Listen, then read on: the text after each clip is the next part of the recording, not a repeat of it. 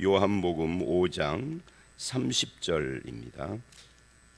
베데스다 연못가에 38년 된 병자를 고치는 사건으로부터 이 5장이 시작이 됐습니다. 그리고 어제 말씀에서는 안식일 논쟁으로 이어졌죠. 하나님께서 지금까지 일하신다라고 그렇게 말씀을 하시고요. 그리고 그것이 이제 예수 그리스도를 보내신 하나님과 그를 믿음이 영생이고 심판에 이르지 않는 것이고 구원이다 하는 것을 어제 말씀에서 쭉 이야기를 했습니다. 예수님은 심판하는 권세를 가지고 있기도 하고 생명을 주시는 분이기도 하다, 그런 말씀이죠. 그리고 이제 오늘 말씀으로 넘어왔습니다. 오늘 말씀은 전체가 예수 그리스도에 대한 증거, 예수를 믿는 증거가 무엇이냐, 예수님을 증언하는 분이 누구냐, 예수 그리스도를 알아보는 그 근거가 어디에 있느냐, 이런 이야기들을 쭉 하는 그런 내용이라고 할 수가 있습니다. 증거의 문제죠. 그게 40절까지 계속되고, 그리고 41절 이하는 문제는 믿음이다 하는 것을 말씀하시는 것으로 마무리가 됩니다.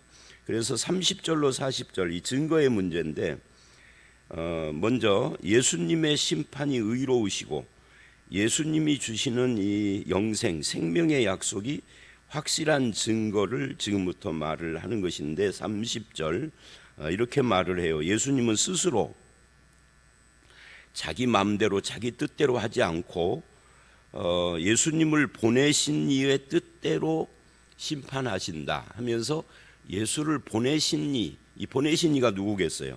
하나님이죠.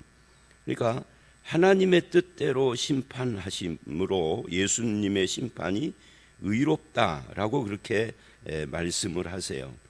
그러니까 이것은 예수님뿐만 아니라 우리도 마찬가지인데, 우리를 나를 보내신 이, 그게 하나님이신데 이 땅에 태어난 것이 부모 때문에 태어났다 이렇게 생각하는 분들이 많은데, 사실은 부모는 통로죠.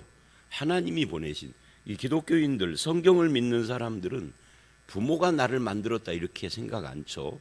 부모는 도구고 통로고 그렇습니다. 하나님께서 나를 창조하시고 이 땅에 보내시고 그랬다라고 하는데, 그렇다면 그 나를 보내신 분의 뜻을 알아야 하고 그것을 순종하며 살아야 하고, 이게 이제 사명이에요. 이것이 없으면 인생이 허무해지는 거죠. 내가 왜 왔는지, 어디로 가는지, 무엇을 위해서 살아야 하는지, 이게 없으면 허무한. 그래서 기독교 이외의 종교들을 가만히 보면 이 허물을 주장을 참 많이 하죠. 이 불교가 대표적인 거예요. 불교는 결국은 허무라고 말은 않지만 결국은 허무한 거예요. 그래서 결혼도 필요 없고 세상도 필요 없다라고 말을 하고, 없다라고 말은 없다, 무자성, 스스로 자, 나라고 하는 존재가 없다는 거죠. 없다라고 하는 무자성, 이거를 주장하는 거예요. 이게 불교 스스로가 주장하는 거니까.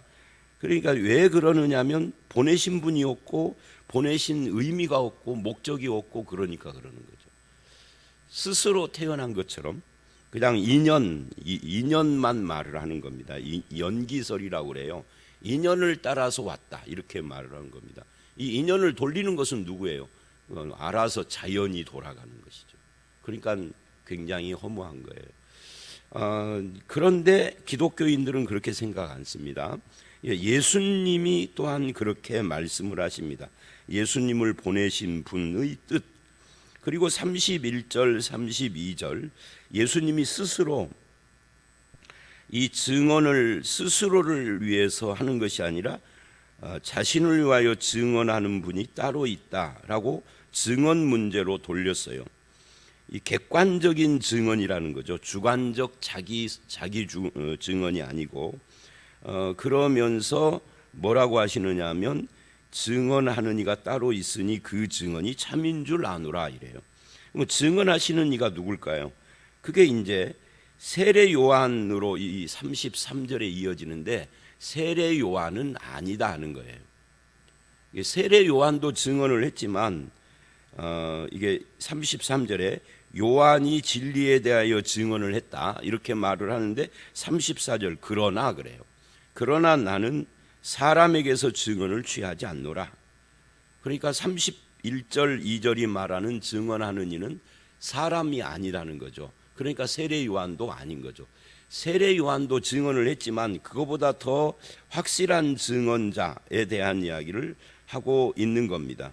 그분이 누구냐면 하나님인 거죠. 그래서 이제 세례 요한의 증거는 사람의 증거인데 그게 불필요한 분이 바로 예수다.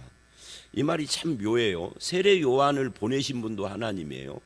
그런데 예수님은 그 요한의 증거도 참이지만 그거보다 더 큰 증거가 있다라고 말을 하는 거죠. 근데 이 말을 하는 것은 너희로 구원을 받게 하려 함이라. 그러니까 예수님이 증언에 대한 이야기를 하는 것은 예수님을 확실하게 증언을 함으로써 구원에 이르도록 하려고. 예수님 스스로를 위해서는 이런 말이 필요 없는데 이 말을 듣는 사람들의 구원을 위하여서 이 말을 한다. 이렇게 지금 이야기를 하고 있습니다.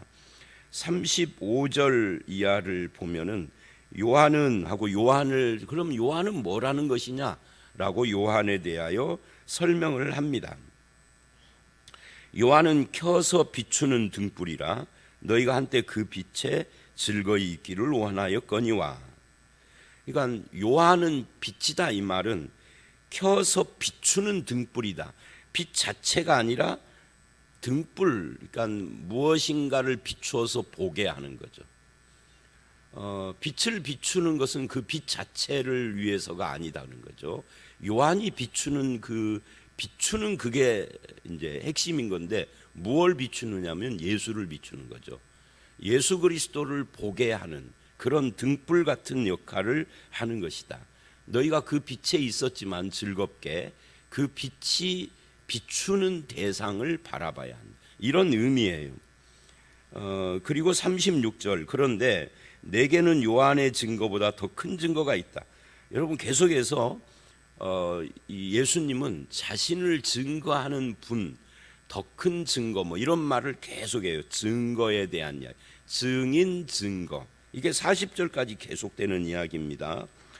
예수님이 말하는 더 큰 증거는 무엇인가 하면은 이제 드디어 여태까지는 우리가 짐작을 해서 하나님이라고 했지만 예수님이 입으로 하나님이라고는 말 안 했어요. 그런데 이제 여기 36절에서 드디어 그 더 큰 증거가 무엇이냐, 사람의 증거가 필요 없을 만큼 큰 증거는 아버지께서 증거하는 것이다 라고 하는 그 아버지 이야기를 합니다.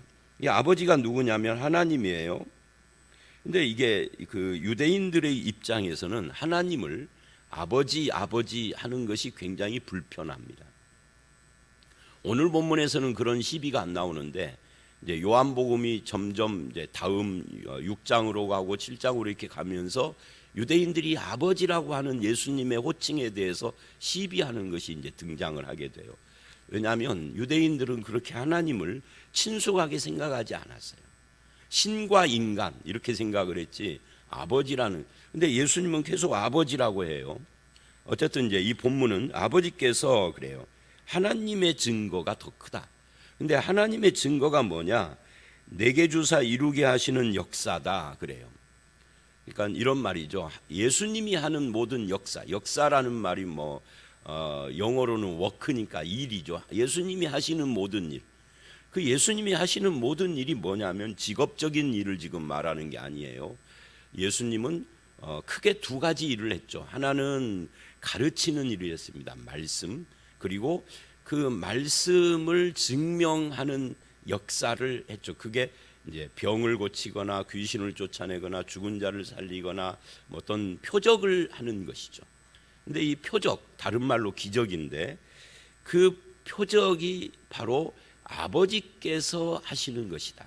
나는 그 아버지의 역사에 대하여서 이제 그 하나님께서 하시는 그 역사가 그것이 보여주는 이 표적을 통하여서 무엇을 말하려고 하시는가 할 때 그 말하려고 하는 그것이 예수님을 증거하는 것이라는 거죠. 그러니까 지금 하나님 아버지의 역사가 나를 증거한다, 이렇게 36절이 말하고 있어요. 예수님은 누구신지를 증거한다는 거죠. 그러니까 복음서에 나오는, 복음서뿐만 아니라 사도행전도 똑같은데요, 모든 기적, 그것은 표적인데, 이 표적은, 표적이라는 말이 사인이라는 뜻이에요. 사인인데 뭘 보여주는 사인이냐면 딱 한 가지예요. 예수 그리스도입니다. 이 예수 그리스도를 조금 범위를 넓히면 예수 그리스도와 그의 나라, 즉 하나님 나라죠. 이거를 보여주는 거예요. 이거를 거꾸로 말을 하면 예수 그리스도를 보여주고 하나님 나라를 증거하는 이 복음 증거죠. 이것이 아닌 기적은 의미 없는 기적인 거예요. 그냥 신기할 뿐인 거죠. 마술을 하고 뭐가 다를 것이 아무것도 없는 거죠. 근데 성경에 나오는 기적은 마술이 아니에요. 인간이 보고 야 신기하다 이러려고 주시는 것이 아니다 그 말이죠. 복음을 증거하기 위하여서, 그 결과는 믿고 구원받기 위해서. 기적을 수없이 봤는데 안 믿고 구원 못 받으면 그 기적들은 다 아무 의미가 없는 거예요. 결국 예수 그리스도가 누구며 나와 어떤 관계가 있는가, 그분의 복음, 그의 나라, 이런 것들에 대한 믿음과 깨우침이 있다고 하면 기적이 굳이 필요 없을 수도 있는 거죠. 목적이 이거니까. 목적이 이루어지면은 수단이라는 것은 있어도 되고 없어도 되는 거예요.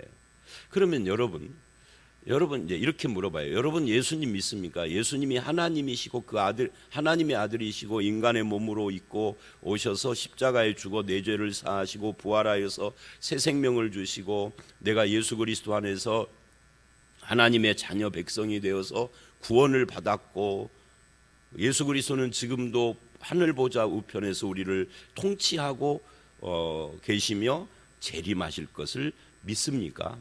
그 예수님을 믿으면 구원 얻는다는 걸 믿고 내가 구원 받았음을 믿습니까? 그렇다면 기적이 있어도 되지만 없어도 아무 상관없는. 왜? 기적의 목적이 나에게 이미 이루어졌죠. 그런데 참 이상한 것은 믿는다고 하면서도 계속 기적이 없으면 못 믿는 신앙 상태에 빠진 사람들이 굉장히 많아요. 그 잘못된 거예요. 이 기적이라고 하는 것은 표적이니까 무엇인가를 보여주는 건데, 보여주는 그것이 안 이루어지면 기적이 의미가 없고, 이루어지면은 기적이 있어도 되고 없어도 상관없는 것이고, 이게 그런 것이에요. 자, 다시 본문에 와서 하나님께서 하시는 역사가 다 예수 증언을 위한 것이라는 거예요. 자, 37절입니다. 또한 나를 보내신 아버지께서 친히 나를 위하여 증언. 그러니까 하나님의 역사도 예수를 증언하지만 하나님께서도 직접 스스로 예수 그리스도를 위하여 증언하신다. 그러니까 증언하는 것이 두 가지죠. 하나님의 역사, 하나님 스스로 하시는. 스스로 어떻게 해요? 이제 그것을 이렇게 말을 해요. 너희는 아무 때도 그 음성을 듣지 못하였고 그 형상을 보지 못하였으며. 왜냐하면 하나님은 영이시기 때문에 볼 수 없죠. 귀로, 하나님의 음성을 귀로 듣는 것은 특별한 경우일 뿐이죠. 그것은 이제 예를 들면 성경을 기록하는 자들, 모세처럼 이런 사람들이죠. 그러니까 하나님의 음성이나 하나님의 형상은 성경을 기록한 모세도 못 봤고 뒷자락만 봤다고 그러잖아요. 앞에 얼굴을 본 게 아니에요. 영이시니까 그런 건데, 그 하나님의 음성과 형상을 보지 못하였고 너희는 이 글을 읽는 우리를 포함한 이 말을 듣는 예수님 당시의 유대인들이죠. 그 말씀이 너희 속에 거하지 아니하니. 그러니까 듣지도 못하고 보지도 못하고 갑자기 이제 하나님의 역사가 증거하고 하나님이 스스로 증거한다라고 말한 다음에 하나님은 볼 수도 들을 수도 없는 분이다. 그런데 너희는 말씀이 그 속에 거하지 않구나. 너희 속에 말씀으로 이게 이어져 가요. 그러니까 결국 이 말을 하기 위해서 하나님이 증거한다는 말씀을 하신 거예요. 하나님이 증거한다라는 것이 결국은 말씀이 증거하는 것을 이야기하는 거죠. 그런데 그 말씀이 너희 속에 거하지 않다. 말씀이 내 속에 거하지 않으니까 예수님을 못 알아본다는 거죠. 하나님의 역사도 못 보고 하나님의 증거도 못 받아들이고, 그러니까 예수를 반대하고 이런다라는 이야기를 하시는 거예요. 결국 하나님의 역사, 그리고 하나님 스스로 하시는 증거, 근데 하나님 스스로 하시는 증거는 말씀의 증거다 하는 것을 말하고 있는 겁니다. 말씀은 뭐예요? 성경이죠. 자, 38절, 말씀이 너희 속에 거하지 아니하는데 왜냐하면 이는 그가 보내신 이를 믿지 아니함이라. 왜 말씀이 그 속에 있지 않느냐 하면은 그분이 보내신 이를 믿지 않기 때문이다. 그분이 보내신 이가 누구예요? 예수님이죠. 그러니까 예수를 안 믿는 걸 보니까 말씀을 안 믿는 것이다. 그러니까 이런 거예요. 성경을 읽어봤다 하는 사람들이 가끔 보면 있어요. 안 믿는 사람들 중에. 성경을 읽어봤다. 성경에 뭐를 읽은 거죠? 성경의 스토리를 읽은 거예요. 아무 의미가 없죠. 소설책이나 옛날 역사책이나 무슨 우리나라 사람들 일부가 굉장히 주장을 많이 하는 무슨 환단고기 같은 그런 약간은 허무맹랑한 그런 것들을 읽은 거하고 비슷한 거죠. 성경을 그냥 읽어봤다. 읽어보면서 전설 따라 삼천리 같은 이야기네 했다 그 말이에요. 그러면 그건 성경을 읽었지만 하나님의 말씀을 읽은 건 아니에요. 무슨 말이냐면 성경을 제대로 읽었으면 결론이 확실해야 합니다. 그게 뭐죠? 예수 그리스도를 믿는 거죠. 근데 그 결론이 불확실하면 성경을 겉으로만 읽은 거죠. 글자로 읽은 거예요. 소설책 읽듯이. 근데 우리들 가운데도 그런 사람들이 있어요. 성경을 읽어도 도무지 뭔 말인지 깨달을 수도 없고 왜 이런 걸 기록했지? 이런 분들이 있어요. 왜냐하면 성경이 말하고자 하는 핵심을 못 붙들었기 때문에 그런 겁니다. 그 핵심이 뭔데요? 그게 예수 그리스도입니다. 구약은 오실 메시아고 신약은 오신 메시아죠. 오신 메시아 장차 오실 분. 이게 성경에 그냥 간단히 말하는 성경인데 그것이 안 보이는 거예요. 왜 안 보일까요? 여기서는 이제 왜 안 보이느냐까지는 안 갑니다만은 이제 그거를 굳이 설명을 한다면 하나님의 영이 내 속에서 역사해야 하는 거예요. 성령께서 내 마음을 열어야 합니다. 그러면 깨달아진 사람은 누구예요? 복받은 사람인 거죠. 그걸 은혜라고 하는 겁니다.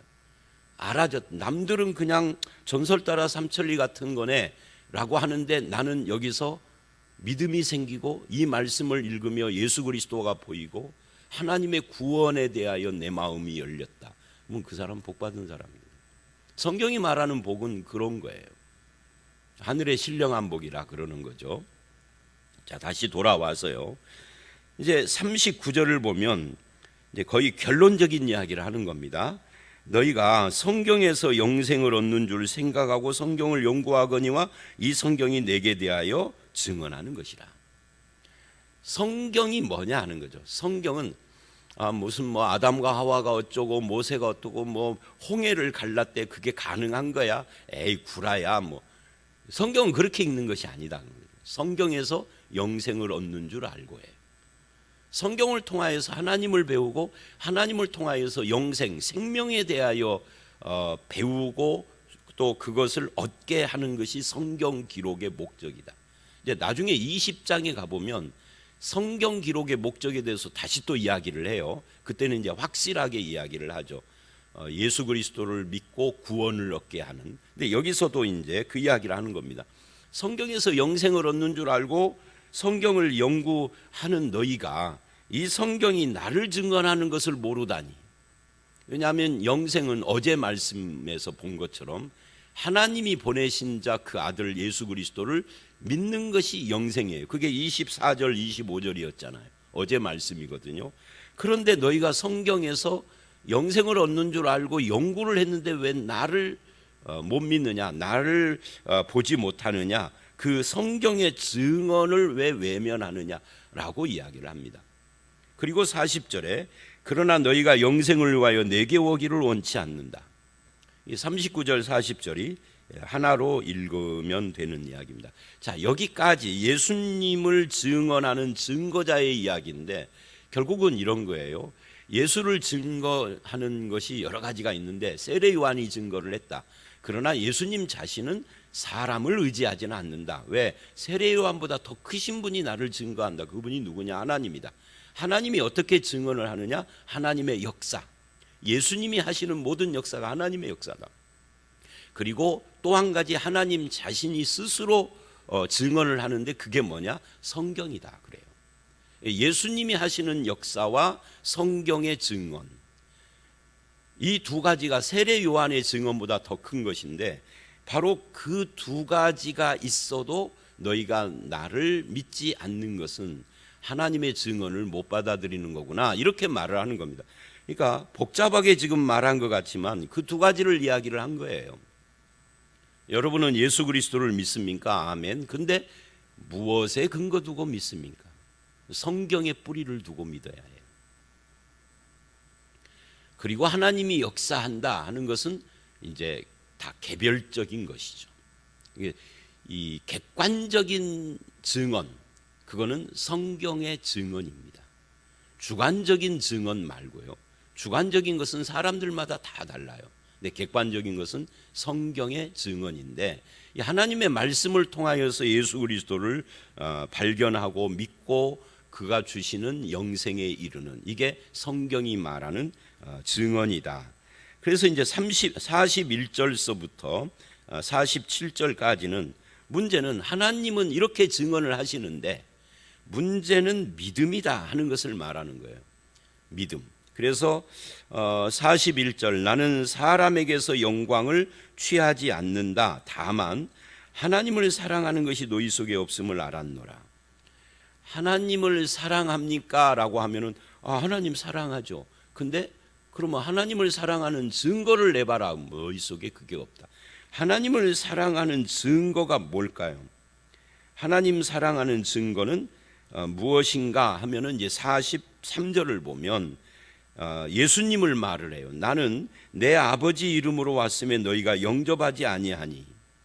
그러니까 하나님 사랑하는 증거를 너희 속에 없다 해놓고는 내가 아버지의 이름으로 왔는데 영접 않는다라고 예수님하고 연결은 거예요. 하나님을 사랑하는 것은 예수 그리스도를 사랑하고 예수를 믿는 거예요.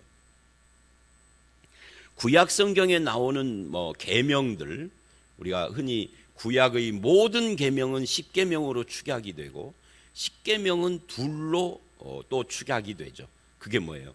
하나님 사랑, 이웃 사랑입니다. 예수님도 그렇게 말을 했어요. 계명이 뭐냐 할 때 하나님을 네 몸과 마음과 뜻을 다하여 사랑하고 내 이웃을 네 몸처럼 사랑하는, 이게 구약의 모든 계명을 요약한 거다라고 말을 해요. 그런데 그 하나님을 사랑한다라고 하는 구약의 계명의 두 큰 기둥 중에 하나, 그게 뭐예요? 예수 그리스도를 믿는 거예요. 예수를 믿는 것이 하나님을 사랑하는 것이다. 예수를 영접하고 예수를 순종하는 것이 하나님을 사랑하는, 지금 그 이야기를 하는 겁니다. 그러니까 너희 속에 하나님 사랑이 없다. 뭘 보면 너희가 나를 영접하지 않는 것을 보니까 하나님이 증거하는 증언이신 예수 그리스도, 그 하나님의 말씀이 가리키는 표적이신 그 목표 예수 그리스도, 그분을 믿지 않으면 말씀을 믿지 않는 것이고 하나님을 사랑하지 않는 것이다. 이렇게 지금 이야기를 하고 있습니다. 그런데 만일 너희가 다른 사람이 자기 이름으로 오면은 영접하리라. 인간은 참 묘해서 하나님의 이름으로 오시는 예수는 안 믿어도 사람이 자기 이름으로 오면은, 또는 다른 사람의 이름으로, 예를 들어서 우리 주변에 이단들 참 많잖아요. 이제 죽은 문선명이가 자기가 하나님보다 더 크다, 그래서 하나님이 자기 부하다 이랬어요. 그런데도 문선명이 믿는 사람들이 엄청 많아요. 참 이상한 거예요. 우리 초등학교 동창 하나도 문선명이를 믿는 것이 있는데, 주변에 있는, 나는 이제 잘 몰라요. 근데 이제 나이를 먹어서 한 60 가까이 돼가지고서야 알았죠. 근데 주변에 그 친구하고 가까이 있는 다른 친구가 하는 말이 그거예요.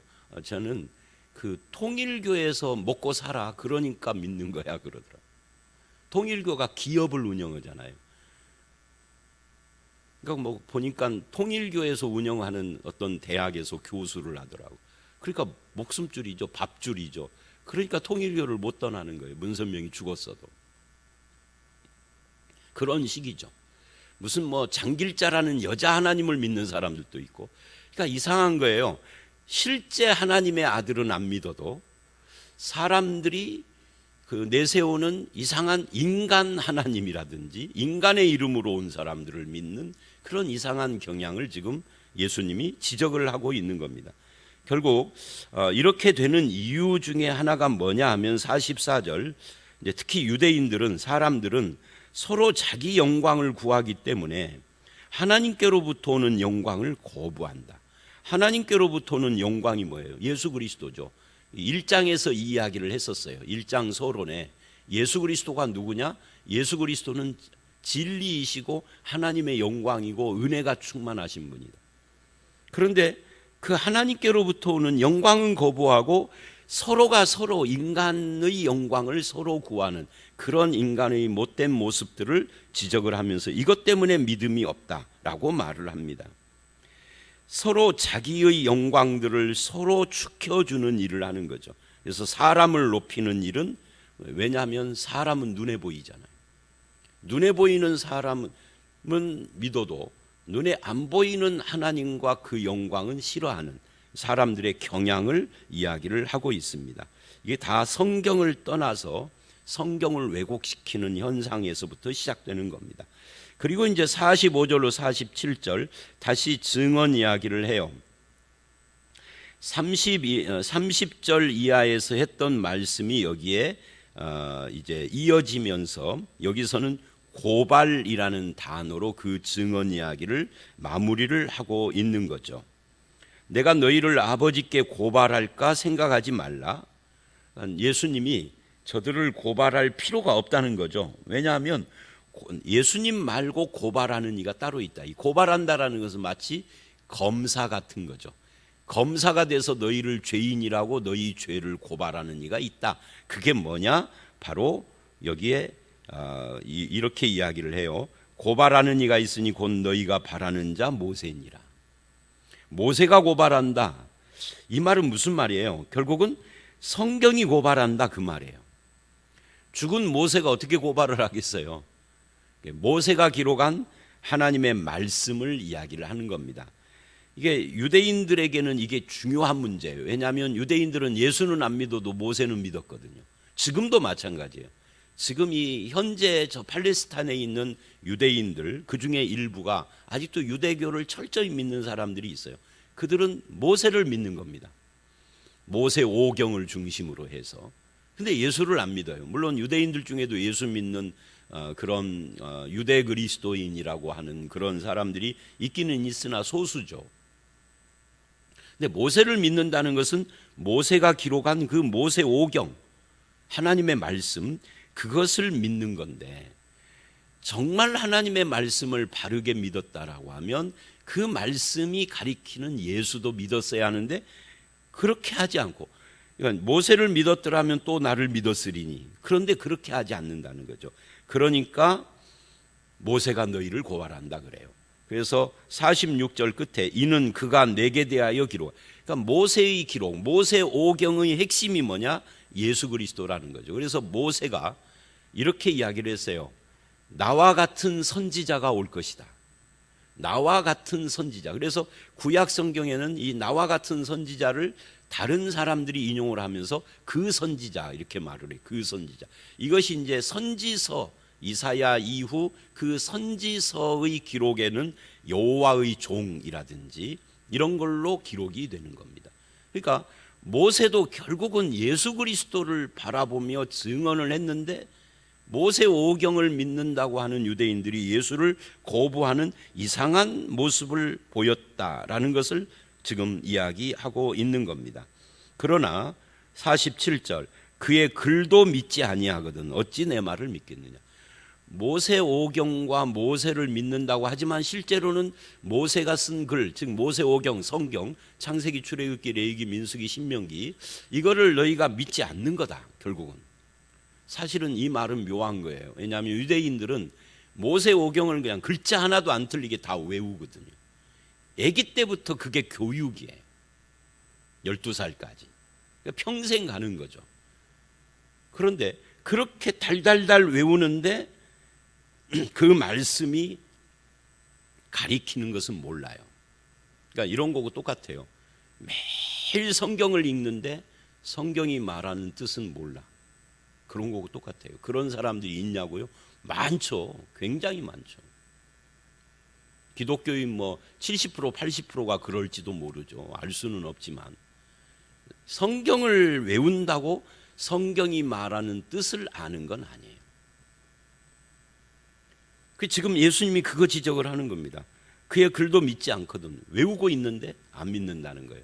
근데 그 글이 지적하는 나를 어떻게 믿겠느냐, 내 말을 어떻게 믿겠느냐, 이렇게 지금 말을 하고 있습니다. 자, 오늘 말씀 여기까지인데요. 오늘 말씀은 딱 한 가지입니다.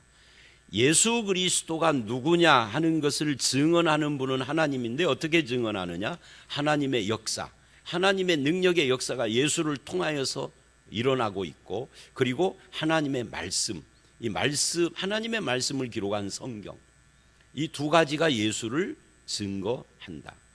정말 하나님을 믿고 하나님의 말씀을 믿는다면 결론적으로 예수를 믿어야 된다. 근데 이 참 감사한 것은 우리는 예수를 믿고 있잖아요.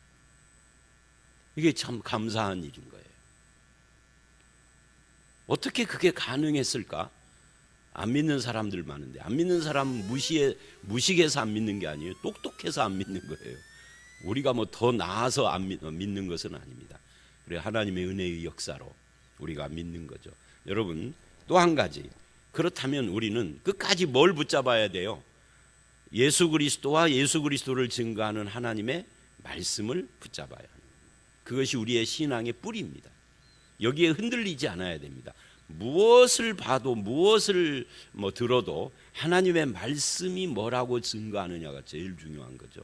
하나님의 말씀을 붙잡고 신앙생활에 늘 승리하며 하나님과 함께 동행하는 저와 여러분들이 되시기를 주의 이름으로 축원합니다. 함께 기도하겠습니다. 하나님, 예수 그리스도는 사람의 증언을 필요치 않을 만큼 하나님의 증거가 뚜렷하다라고 말씀을 하셨습니다. 하나님과 하나님의 말씀의 증언을 따라서 예수 그리스도를 믿게 된 우리가, 우리의 신앙의 뿌리가 하나님의 말씀이고 하나님께 있는 것을 분명히 하여서 말씀의 뿌리를 두고 흔들리지 않는 신앙, 하나님의 말씀에 순종하며 자기에게 늘 말씀을 적용하여 사는 그런 순종의 신앙, 아버지 하나님, 그런 신앙생활을 할 수 있도록 우리를 붙잡아 주시옵소서. 오늘 이 하루도 하나님의 말씀과 하나님이 우리의 능력이 되고 우리의 소망이 되고 힘이 되는 그런 삶을 살기 예수님 이름으로 기도드렸사옵나이다. 아멘.